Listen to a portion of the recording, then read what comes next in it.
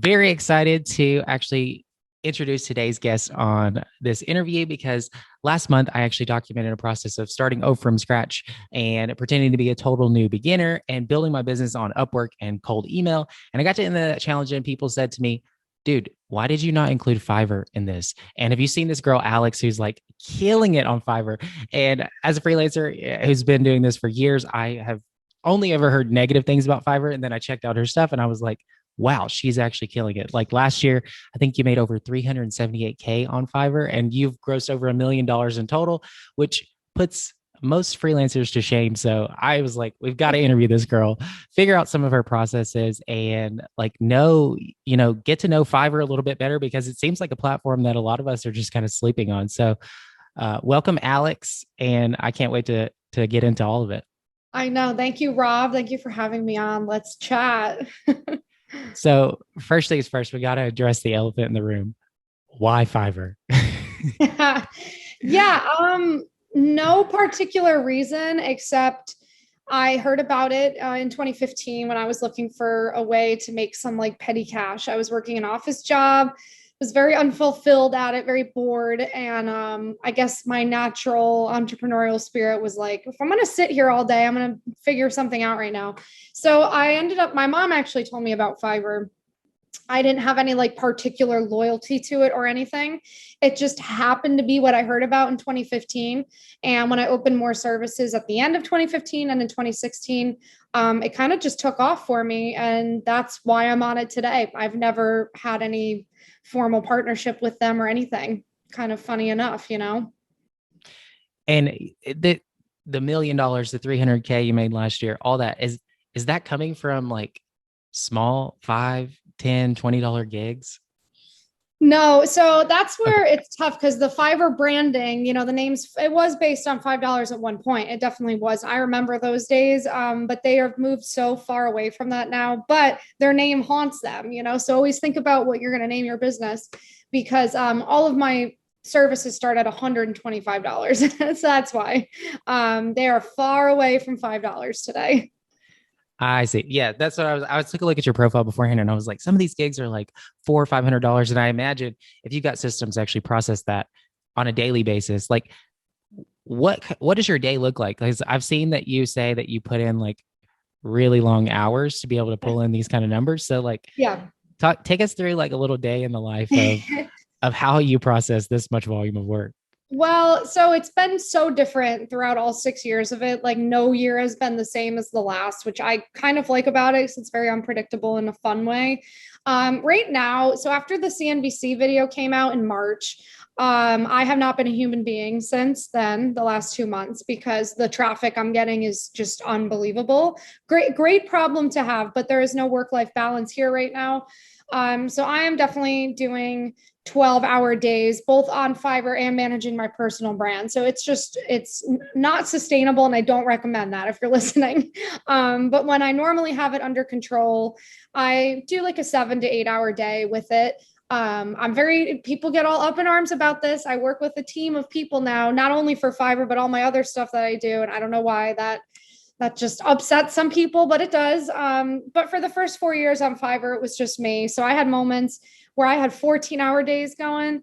I had moments where I had 6-hour days going. And that's kind of the nature of freelancing. I feel like you are free to move about wherever you want, but it's an unpredictable schedule each day. So you have to kind of be like okay with that. I totally agree. And that's like it's like the snowball effect that starts to take hold is like there's a massive amount of momentum that goes into creating that first little wave. But then once you start it, it goes downhill so quick from there. Yeah. I actually want to go back to the beginning though of like your career on Fiverr and just to make sure we don't jump a couple steps where like some of my readers, they said, I've actually got on Fiverr, I have listings. Like, what was your secret to actually getting some traffic to your listings? Like, how did you think about that to actually was there certain gigs process? Was there a traffic strategy, a review strategy? Like was your strategy in the beginning to really get that initial momentum it took to get things rolling? So I very early on could see that the reviews were everything. I could see that the more reviews you had, the more you justified what you could price. And today, you call that social proof. I didn't even know what you called it. I just was like, okay. if I get 50 reviews, it looks like I'm going to get more business. So I need reviews. And no part of me cared about the price because I was all set on reviews. I was not caught up in what I'm worth or what I should be charging. None of that. I was like, ego on the table. We're going to get reviews right now. And Fiverr has a buyer request portal that a lot of people don't know exists. And I think I found it just because I was like obsessing over Fiverr and making this work.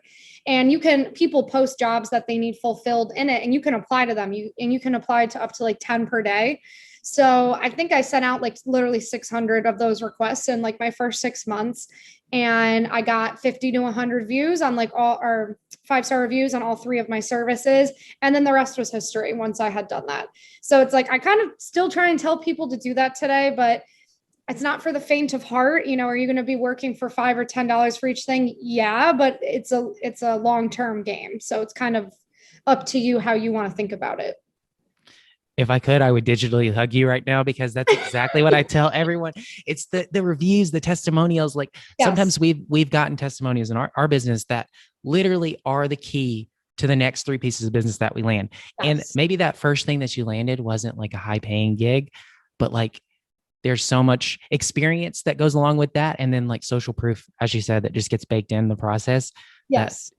it's an unstoppable force. Like, look at you today. I mean, I was like, what I'm trying to remember if I wrote the number down right. You've done over 10,000 orders. Is that correct? Oh yeah, I think it's at 12,000 now. And mind you, that's just the order number. Many of these orders are for 5 or 10 blogs per order. So a disgusting amount of writing has gone on here. And yes, I have slightly and a little carpal tunnel Carpal happening. tunnel. Yeah. We've got to get you some little pads for your I mouse think thing. so. Yeah, probably. Yeah. Yeah.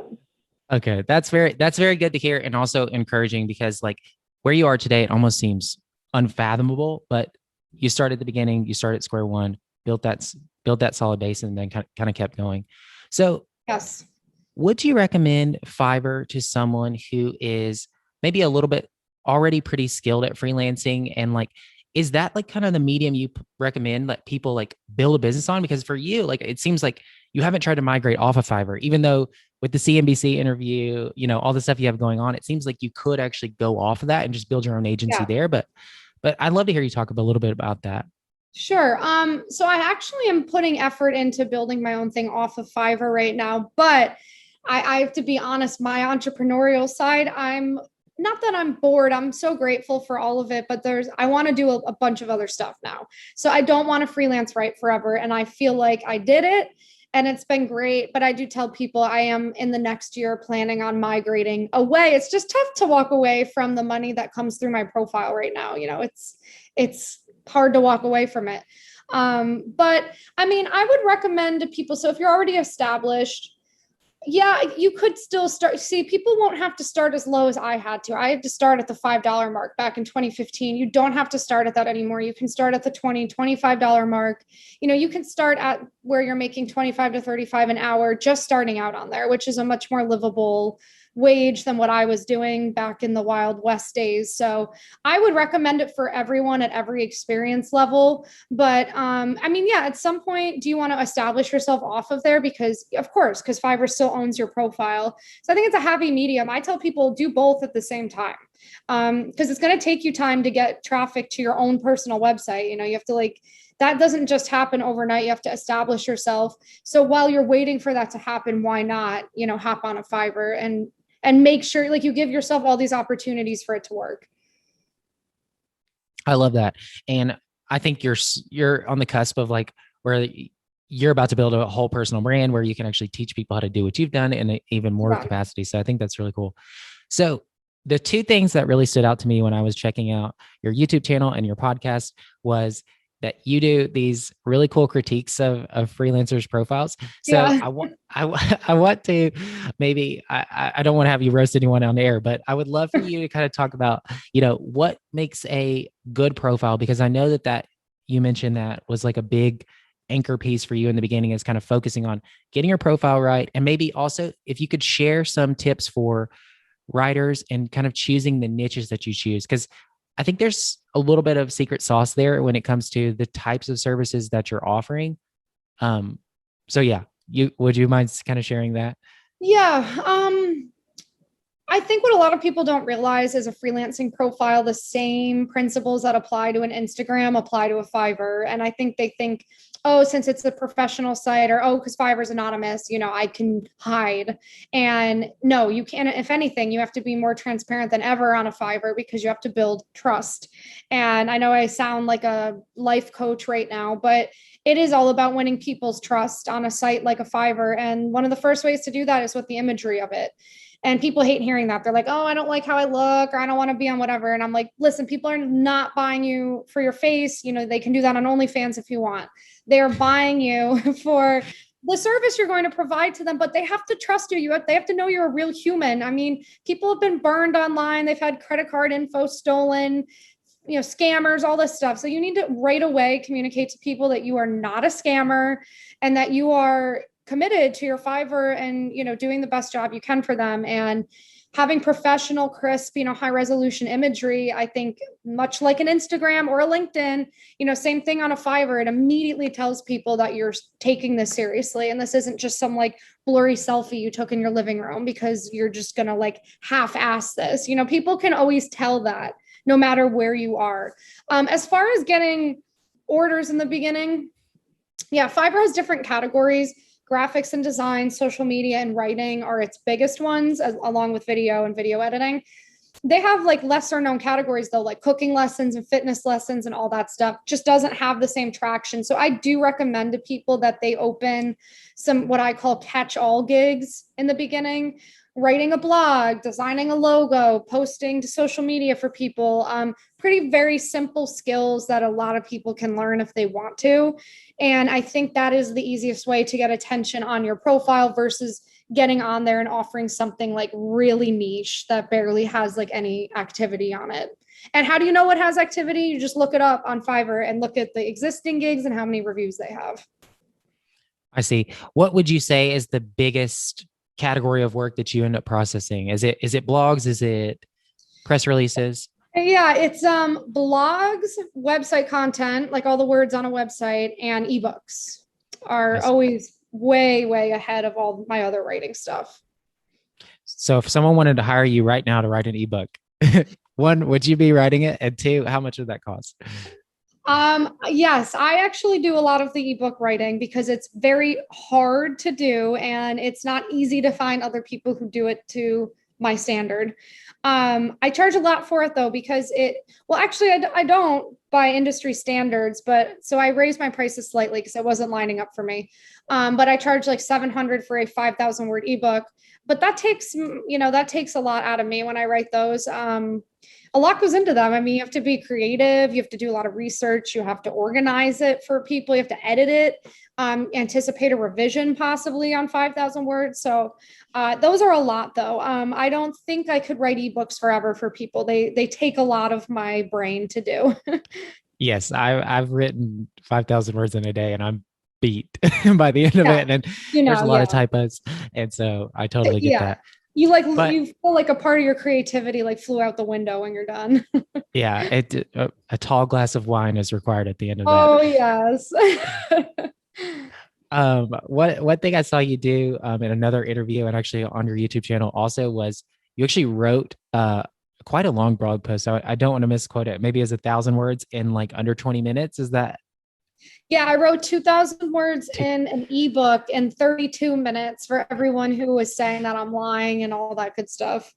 Okay, so one, what kind of stimulants are you taking to make this possible? And two, can you kind of share kind of how you think about that output and how you're able to do something like that? Like I'll obviously link to it because I think you kind of talked through some of your steps, but yeah, it might be good to reiterate some of them here. Yeah, I have people all the time, they'll message me and be like, all right, what drugs do you take for real? You take drugs, don't you? And I'm like, no, I really don't. I literally only have 1 cup of coffee each day because I'm like allergic to caffeine.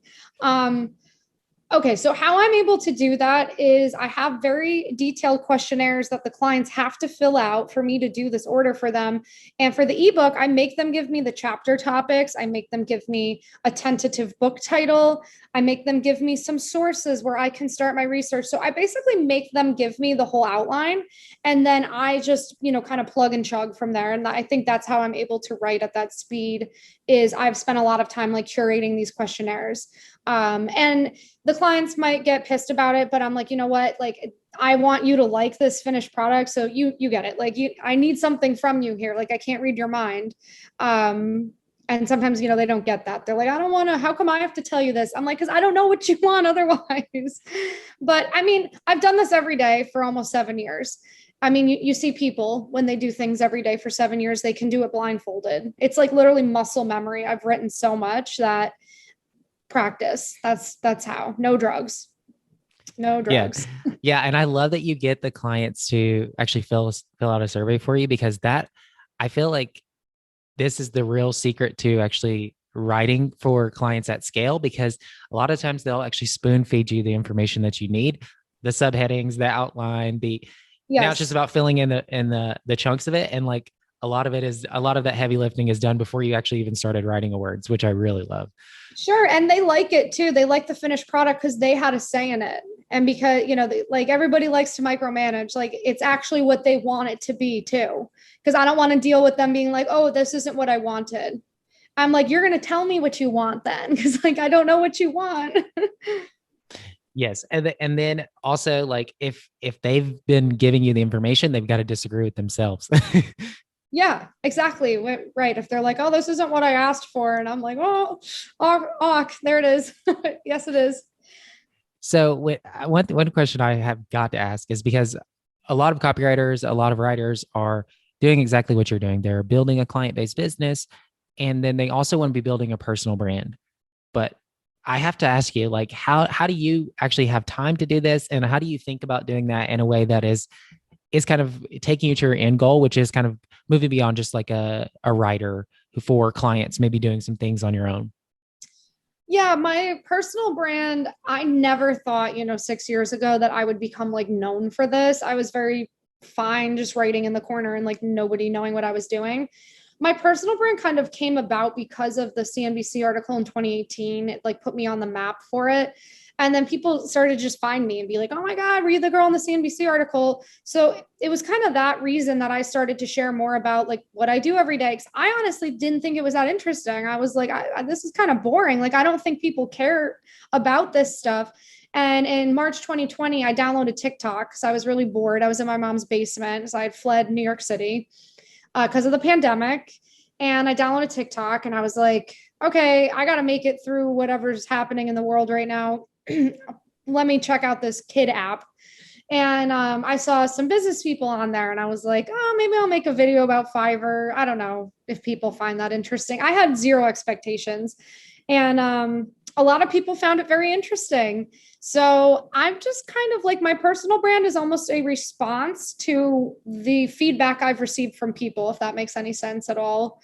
And I guess I just recognize at this point, 7 years into it, I'm one of the authorities on the topic.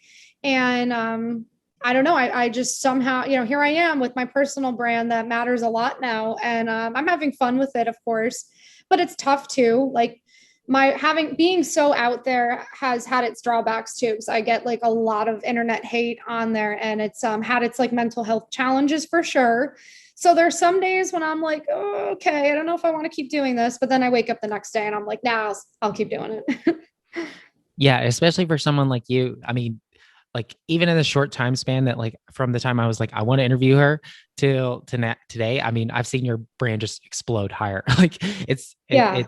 it's got to be one, slightly uncomfortable to go from like basically just like a few clients or tens of thousands of clients actually to all of this exposure. Yeah.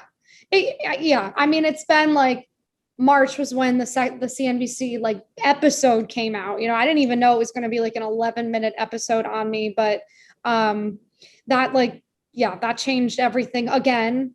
And is amazing. It's like I never want to sound ungrateful because I'm grateful for like literally all of this every single day, but it has had really challenging stuff come with it. So yeah, I mean, seeing like entire Reddit threads dedicated to saying that you're a lot of words I can't say on this is hurts your soul sometimes until you get tougher and then you don't care. We will be an army to defend you. I will send my readers to defend you in the comments. Thank you. I know I need Reddit help. Ugh. Yeah, Reddit is the scum of the internet. Oh, thank you. Thank you. Like, I mean, I thought Twitter was until I went on Reddit. And I'm like, Reddit is the miserable people on Twitter who spend 2 hours writing their response. It's even worse. They go longer form. They also are completely anonymous. So even if you tear into them, they Yeah, don't. There's no repercussions for what they've done, and it's terrible. just an echo chamber of kind of crazy Oh, people. terrible, terrible. Like, I try not to look. Just sometimes, like, it'll come up in my Google feed and stuff. Like, they ranks in my freaking search results. And then I go on there and I'm like, who are these losers? But then you don't even know who they are because they're anonymous. It's so lame. That's the worst. Yeah, one of my another copywriter who I know, he was actually banned from Reddit. Like his name was mentioning, and he was like, "This is good for me. I actually don't want my name mentioned in Reddit. I don't want to be linked to on Reddit. It's just a bad No, place." Um, terrible. so I have to ask you, just because like your job is even weirder than my job, because at least sometimes like I'm able to be like, "Yeah, that brand over there, I work with them," because you're sometimes a couple layers removed. What do you tell people in your family? Like, what does your mom think you do? So my mom actually is like a serial entrepreneur and totally understands everything that I'm doing and is really like into it with me. But I really struggle having an elevator pitch to anyone else, basically, that I've known my whole life. When they ask me, or like when people will say, "What do I do for a living?"